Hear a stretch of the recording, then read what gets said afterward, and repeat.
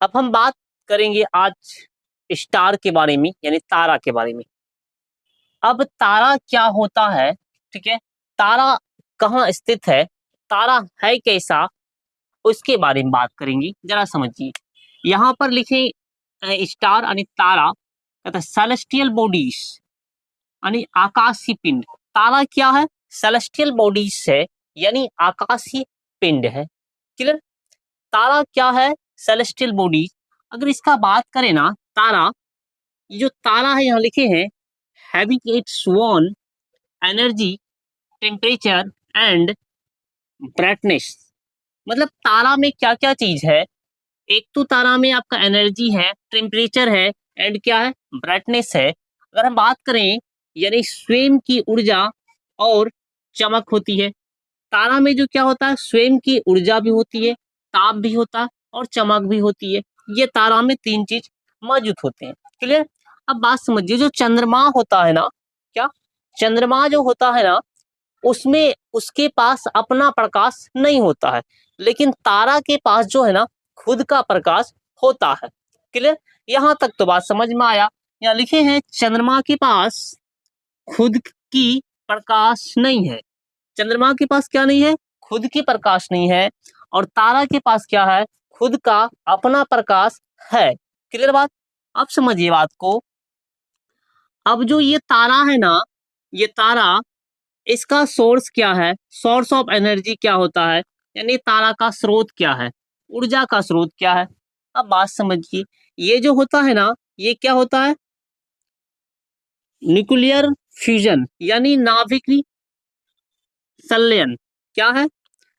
ऊर्जा का स्रोत क्या है? नाभिकीय संलयन। अब ये होता कैसे है? जो हाइड्रोजन है ना, hydrogen convert into helium, hydrogen convert into helium जब होगा, तो यही कहलाता है आपका नाभिकीय संलयन। यानी कि दो छोटे मॉलिक्यूल्स मिलके एक बड़ा मॉलिक्यूल्स का निर्माण करता है, उसे हम बोलते हैं नाभिकीय संलयन। क्लियर? अब बात समझ में आया। अब यहाँ समझिए आगे, यहाँ लिखे हैं तारों के चमक किसको प्रदर्शित करता है? तारा का जो चमक है किसको प्रदर्शित करता है? यानी ब्राइटनेस रिप्रेजेंट इट्स टेम्परेचर।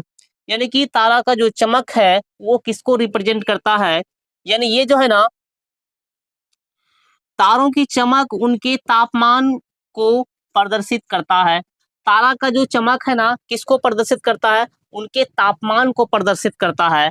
मतलब कहने का सेंस ये है, मान लीजिए ये तारा है, ये तारा है, ये तारा जितना बड़ा रहेगा ना और जितना चमकेगा ना, उतना उसका तापमान अधिक होगा। बात समझ गए? तो ये रिप्रेजेंट किसको करता है? इसका ब्राइटनेस को रिप्रेजेंट करता है। तारा कितना चमक रहा है, तारा जितना बड़ा होगा, जितना चमकेगा, उतना तारा का टेम्परेचर क्या होगा? हाई होगा। क्लियर? अब बात समझिए, यहाँ पर ये लिखा है, यहाँ पर temperature measured by pyrometer. Temperature को मेजर जो करते हैं, मापते हैं किस तरह से? तारों के तापमान यानी ताप का मापन पायरोमीटर से किया जाता है। तारा का जो मापन है वो किससे किया जाता है? पायरोमीटर से। तो कहने का सेंस ये है कि जितना बड़ा तारा होगा, जितना चमकेगा, उतना तारा गर्म होगा। क्लियर बात है? इसको जो मापते हैं, तारा का जो हम टेम्परेचर मापते हैं, वो पायरोमीटर से मापते हैं। ये किसको रिप्रेजेंट करता है? ये आपको ब्राइटनेस रिप्रेजेंट इट्स टेम्परेचर, यानी कि तारा का जो चमक है उनके तापमान को रिप्रेजेंट करता है। किसको?